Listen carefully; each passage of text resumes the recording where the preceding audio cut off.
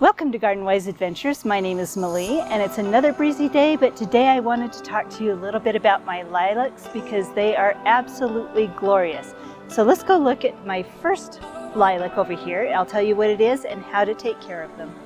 So this lilac is, well, okay, I'm going to say they're all my favorite, but right now, because I'm showing you this one first, this one is my first favorite lilac. If you notice, kind of look at it really closely, it's got variegated petals. This one's called Sensation. Now most lilacs will get about 12 feet tall, and this one, if it was standing straight up, would be about 12 feet tall. It's on a hill, it's on a slope, and the blossoms tend to weigh it down, so it has this gorgeous effect of filling in this whole area. Now because of the shade in the back, it is a little more sparse in the back, but I still love it. I think it's absolutely gorgeous. Now lilacs do need full sun. They are extremely drought tolerant.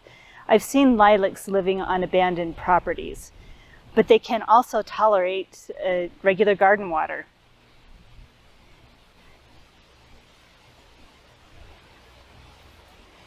Now as you look at the base of this plant, just because of where it's growing, we have not had a lot of new growth on it.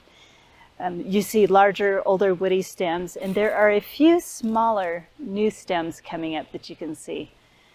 So when you're pruning lilacs, and I will actually link a video at the top where I showed how to prune a lilac, I think it was last spring I did it. But anyway, what you do is you take out the largest, oldest branches and let the new branches, the new younger branches, come in and fill out. Because what happens on the older wood, if you'll notice, all of the flowers are out on the ends. So if you have newer, younger branches, you'll get lilacs all the way throughout the bush. And if you look up here, let me see if I can zoom in on this. It's just kind of windy today. That's just a flower that came out white instead of purple.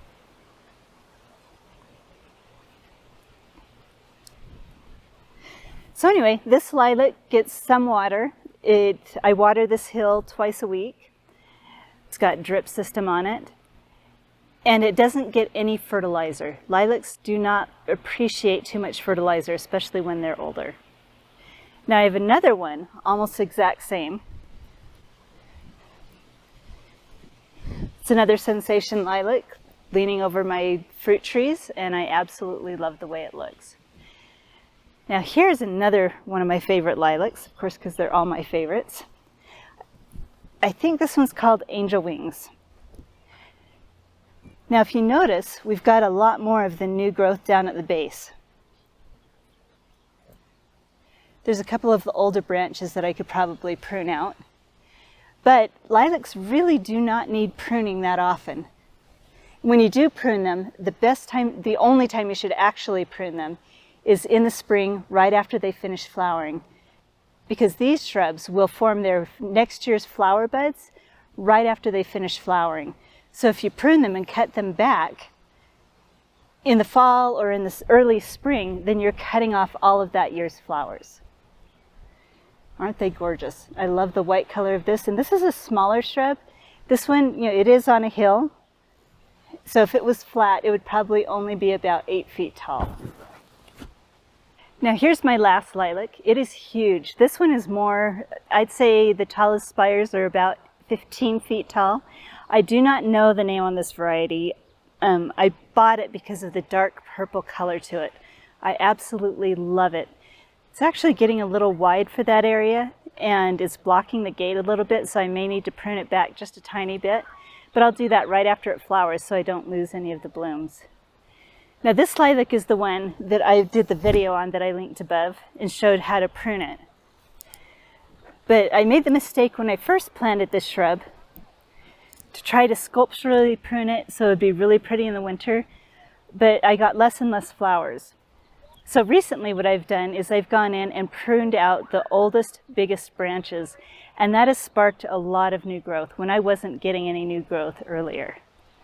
So the next one to go And it'll probably solve my gate problem. We're gonna have to make sure I don't take out too much.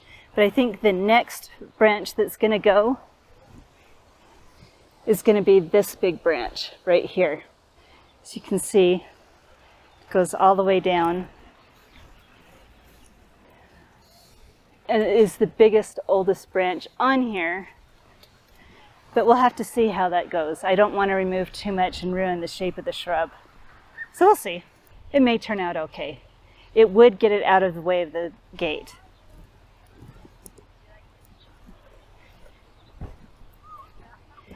And here's a close-up of those gorgeous dark purple flowers. I think they're absolutely beautiful.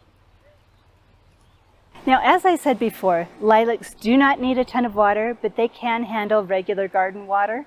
They don't need any fertilizer except for maybe in their first or second year.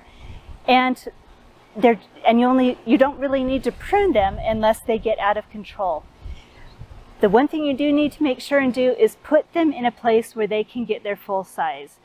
Lilacs cannot tolerate being hedged. They don't look pretty and they won't flower.